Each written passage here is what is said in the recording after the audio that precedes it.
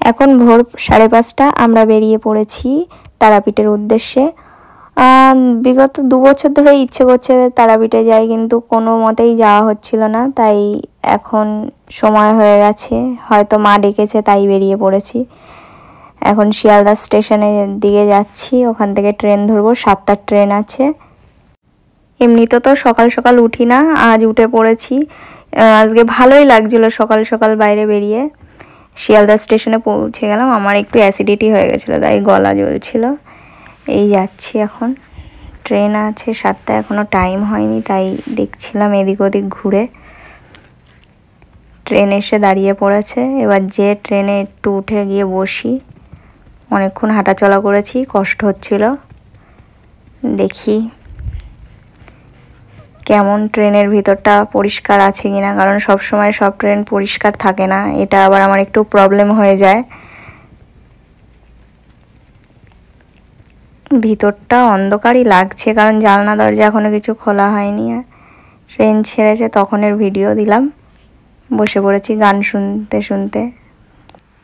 বসে বসে গান শুনছিলাম, একটু ঘুম ঘুম পাচ্ছিল, কিন্তু ঘুমাতে পারছিলাম না, ফোন ঘাঁটছি। দেখো সকালের দিকটা ভিউটা দেখতে ভালোই লাগে একটু। ট্রেনে যাওয়ার মজাই আলাদা।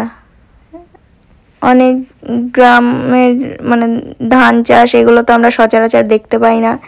এগুলো যখন দেখতে পাই মনটা খুবই ভালো লাগে। দেখো বন্ধুরা কত সুন্দর লাগছে ভিউগুলো।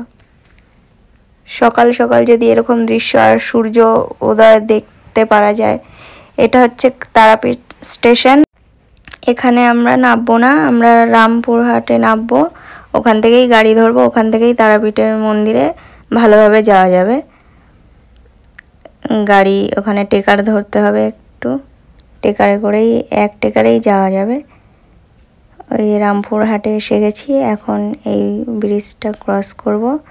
দুজনে হাঁটছি, দেখো রোদের মধ্যে, প্রচণ্ড রোদ। এই তারাপীঠ ঢুকে গেলাম। এই হোটেলটা আমরা বুক করেছি আমাদের জন্য, একদিন থাকবো। আমার প্রচণ্ড শরীরটা খারাপ লাগছিল, আর একটু ঢংও করছিলাম। খুব মজাও করেছি। এতটা 4 ঘন্টার জার্নি করার পর যাই হোক বেরিয়ে পড়লাম পুজো দিতে দুপুর 3টের দিকে। এখন আমরা পুজো দিতে যাচ্ছি দুজনে। ডালাটা কিনে নিলাম, এবার যাব লাইনে দাঁড়াতে। লাইনটা দেখবে শুধু বন্ধুরা তোমরা, এখন তো ফাঁকা দেখছো, এবার লাইনটা দেখো। সকালের দিকে একবার পুজো হয়ে গেছে, তখন আমরা এসে পৌঁছাতে দেরি হয়ে গেছে, একটু খাওয়া দাওয়া করে নিয়েছি। এই 3টের দিকে আবার পুজো হচ্ছিল, তখন আমরা পুজো দিতে বেরিয়ে গেছি। এখন লাইনটা ঠেলতে হবে, কারণ লাইন ঠেলেই পুজো হয়, ফাঁকা ফাঁকা কখনো পুজো দেওয়া যায় না।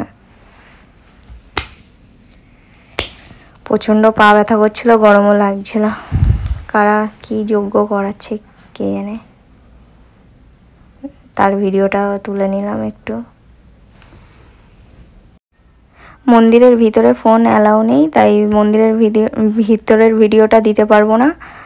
তো পুজো দিয়ে বেরিয়ে গিয়েছি। ভিডিওটা যদি ভালো লাগে লাইক কমেন্ট ফলো করো।